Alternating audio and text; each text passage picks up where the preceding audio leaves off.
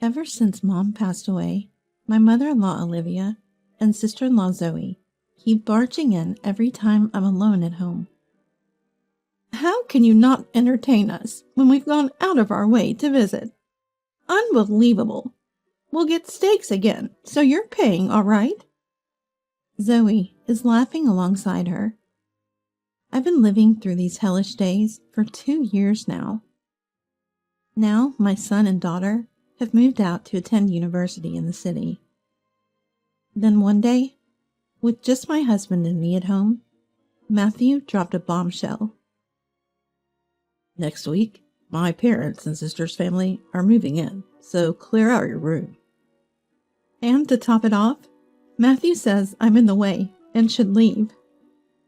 The house was originally my family home, and now he's telling me to leave? Unforgivable.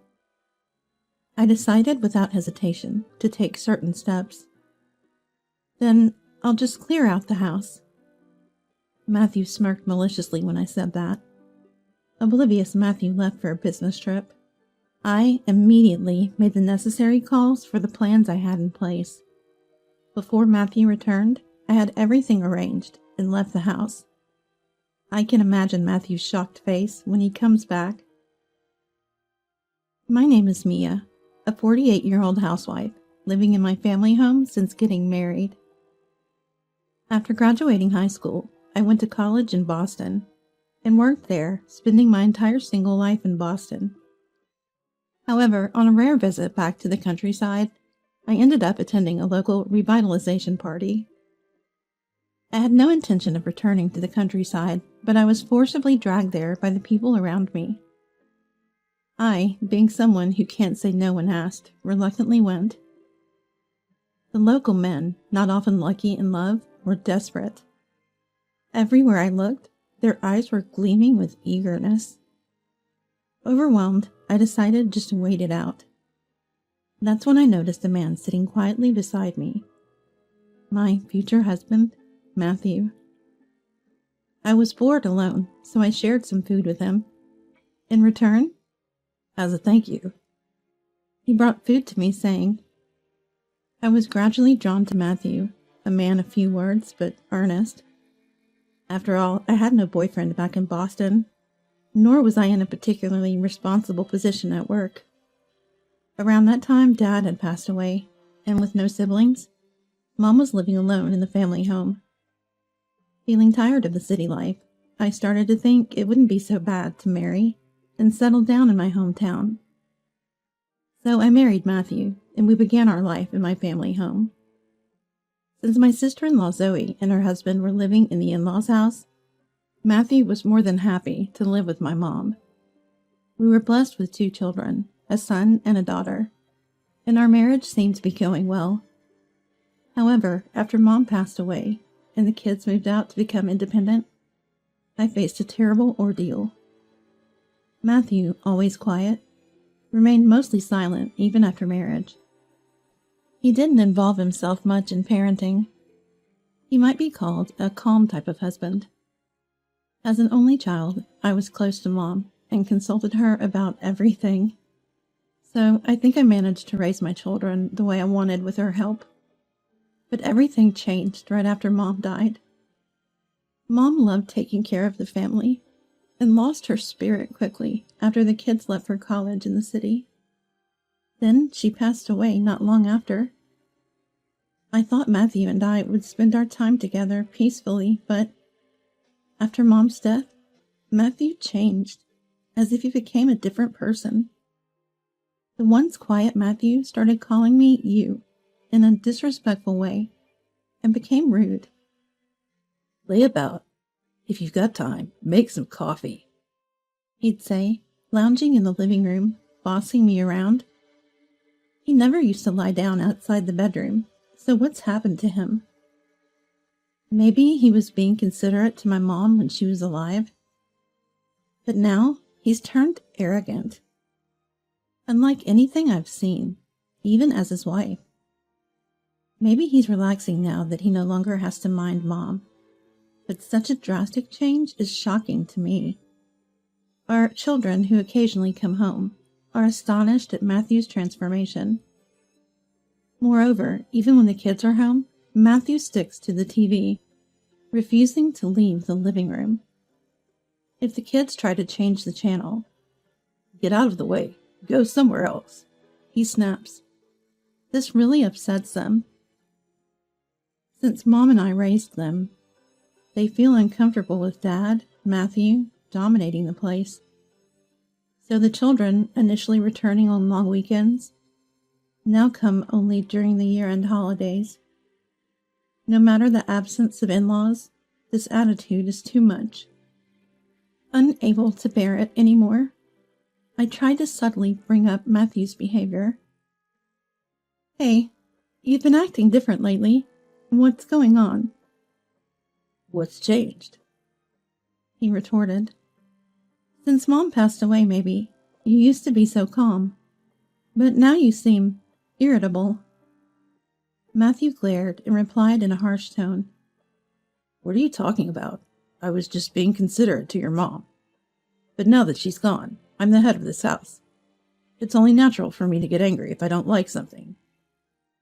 I was terrified, seeing this frightening side of Matthew for the first time. It seemed that being considerate to Mom had been a stress for him, but I never imagined he would change this much. Since then, I've been walking on eggshells around Matthew. And the troubles that have befallen me since Mom's death didn't stop there. I worked part-time until 3 p.m., then returned home to do household chores, which has become my routine. When Mom was alive, we used to enjoy tea time together at this hour, but now it's become a depressing time. When I get home, Olivia and Zoe are waiting at the entrance. "Ah, Mia, you're late. We've been waiting in the cold for 40 minutes, Olivia complained. "That's right, Mia. We heard you finished work at 3 p.m., so we timed our visit accordingly. Why are you so late?" Zoe added. Yes, these two started coming to our house every day at this time, knowing my part-time job ends at 3 p.m. In the in-laws' house, the in-laws and Zoe's family live together. Like us, Zoe's husband moved into her family home. Zoe, who has no children and hasn't worked for a long time, always sticks to Olivia. I used to think Olivia and Zoe were kind people when Mom was alive, but like Matthew, they started being brazen with me as soon as Mom passed away. "I'm sorry, I was shopping on my way back," I said. Fearing their complaints, if I showed any displeasure, I could only apologize and let them in. Once inside, I have to change and put away the shopping first. But without waiting, Olivia starts nagging. "You have your husband's mom and sister visiting, and you don't even care for us. Unbelievable. We'll get steaks again, so you're paying, right?"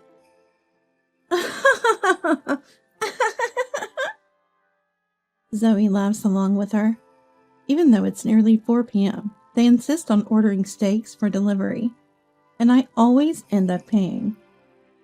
I've been living through these hellish days for 2 years now. Of course, I had talked to Matthew about it, but he never took my side. "Mom and your sister think they're being considerate, believing you're lonely after losing your mom. Complaining would be bad karma." "But they always eat steaks, and I'm always the one paying. It's causing a monthly deficit." "Just manage your finances better. It's not enough. Find a part-time job that pays more. You always cared for your own parents, but seemed cold to my family." His words left me speechless. I don't want to quit my current part-time job because the people are nice. And it's not like I've neglected the in-laws' house. I've always shown up for family gatherings and took things over for Thanksgiving. Olivia and Zoe used to be so kind whenever I visited. Why did they change so suddenly after Mom died? I was lost on what to do next, and my stress kept building. During these days of suffering, something shocking happened. One night, Matthew came home from work and announced something unbelievable. "Next week, my parents and sister's family are moving in, so clear out your room." What? Why so sudden? I was panicked by the abrupt news. It's exactly as I said. Everyone's moving in this Saturday, so hurry up. Saturday was only 3 days away. Matthew had decided this significant matter without consulting me, just discussing it with his family. Wait, you can't just decide that. This house originally belongs to my family. Shut up. Regardless of its origins, I'm the head of this house now. I decide everything. No complaints. His harsh words stunned me, and I dropped the plate I was washing. It shattered on the floor. Clumsy idiot. That's why I've grown tired of being with you. What do you mean by that? His words piqued my interest, and he replied with a sneer. I'll be clear. Mom and my sister like this house and want to live here, but they hate you. I also don't like being with you, so you're in the way and should leave. That's ridiculous. Yeah, and like I said, clear out your stuff. I'll be on a business trip for the next 3 days, so finish it before I return. Furious at Matthew's cruel treatment, I made up my mind to take certain steps. Then I'll clear out the house. Matthew smirked maliciously at my response. Oh, I thought you'd throw a bigger fit. Surprisingly obedient. He seemed pleased, thinking everything was going his way, unaware that he'd regret his actions in just 3 days. The next day, oblivious Matthew left for his business trip. I immediately called to initiate the planned procedures. Before Matthew's return, I finished all the arrangements and left the house. I could picture Matthew's shocked face when he comes back. I headed to my daughter Madison's apartment in Boston, where she lives alone. I had contacted her 3 nights before. I've been waiting for you, Mom. Did you finish the procedures? Yes, everything's perfect. Sorry for suddenly imposing on you like this. It's okay, but Dad's awful, isn't he? Kicking you out so suddenly? Yes, but I made sure to teach Dad a lesson before coming here. He's in for a surprise. I said, laughing with Madison. There was a reason I came to Madison's place. Late that night, as expected, Matthew called. What's this about? There's nothing left in the house. Where are the furniture and appliances? Oh, you told me to clear out all your stuff, you said. I meant for you to clear out the stuff in your room. I never said to clear out everything in the house. Indeed, clear out your room, Matthew initially said, but after telling me to leave, clear out all your stuff, he said. You wanted me out, right? So I disposed of all my furniture and appliances that I inherited from Mom. Now your family can move in without any worries. The procedures I undertook in these 3 days began with having the recycling company pick up the furniture and appliances I've been using. I had movers take out everything that belonged to the children and what I still needed to Madison's apartment. I felt bad for inconveniencing Madison, but she was eager to get back at Matthew and helped me. After a long silence, Matthew spoke in a troubled voice. Actually, the part about my parents' and sister's family moving in was a lie. Both Mom and my sister are likely to get divorced. Oh, I see. So they're planning to take refuge with you. I replied as if I already knew. What? Aren't you surprised? Both might get divorced. Well, I knew that. Huh? Matthew sounded dumbfounded. I had already contacted my father-in-law, Robert, and my sister-in-law's husband, Richard, in these 3 days, so I was fully aware of the current situation of the in-laws. Actually, Richard is originally from Boston. He got interested in a community revitalization event in our area and decided to participate. There, he caught Zoe's eye, who pursued him one-sidedly, and even her mom, Olivia, pressured him into marriage. Then, at Olivia and Zoe's request, he moved into their family home. After marriage, Zoe, spoiled by her overly indulgent mother Olivia, had a free rein, causing a lot of trouble for Richard. Moreover, since Zoe started barging in every evening, she stopped cooking meals. While considering how much steak they ate in the evenings, it was expected. After 2 years of such a lifestyle, "Get out!" Robert, infuriated, shouted at Olivia and Zoe. I felt a sense of relief when I heard this story from Richard. Matthew had decided to let Olivia and Zoe move in with us after hearing they might be kicked out. Since they would only bring minimal luggage, the lack of furniture and appliances would be problematic. Interestingly, Matthew's supposed business trip was actually a visit to Robert, pleading for forgiveness for the two. But since Robert refused, Matthew ended up helping them pack their things. When I told Matthew everything I learned from Richard, "What a cunning wife!" I faintly heard from the other end of the phone. Apparently, Olivia was eavesdropping behind Matthew. "Mia, what will you do about this? We can't live in a place with nothing." "How could you secretly contact my husband? What a terrible woman you are." Zoe was there too. "Oh, you all seem troubled. By the way, I also asked Richard to beg Robert for forgiveness. He said if they reflect on their actions overnight, they can return home tomorrow morning." "Really?" Zoe and Olivia seemed delighted, celebrating together. "Mia, I take back what I said earlier. You're not so bad after all." Matthew sounded disappointed, having brought them home for nothing. "Well, it's good for the two of them, but what about me? Can't you at least bring back the appliances?" Oh, by the way, while clearing out everything, I also arranged to sell the house, so please leave soon. "Hey!" Matthew's voice rose in disbelief. "I'm your husband. How can you treat me like this?" "Oh, weren't you trying to kick me, your wife, out? That's pretty terrible, too." Matthew fell silent, unable to respond. I added, "Oh, right. Your things are still in the house. Check the small desk you use as a study. The divorce papers are in the drawer. I filled out my part. Just sign yours." I heard Matthew's footsteps heading to the back room. Opening the drawer, he muttered, "These are divorce papers." "Yes, just fill out your part and send them in, please." "Don't be ridiculous. Why should I have to divorce?"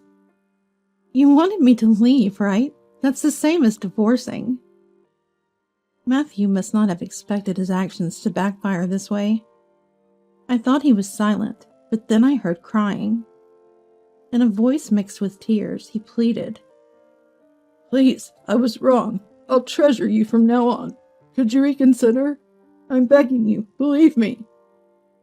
Matthew pleaded, but I couldn't forgive his misdeeds of prioritizing his relatives over me and trying to kick me out. It would have been fine to accept Olivia and Zoe being kicked out of their home, but he should have consulted me. How can I trust a husband who neglected me and planned to take in his mother and sister? So his apologies now won't change my decision. The next morning, Zoe called. "Mia, you liar. When we got home, Dad and Richard were gone and the house was sold." Zoe sounded furious, but I remained calm and unbothered. I didn't lie. I did say you could return, but I never said Dad or Richard would be waiting for you.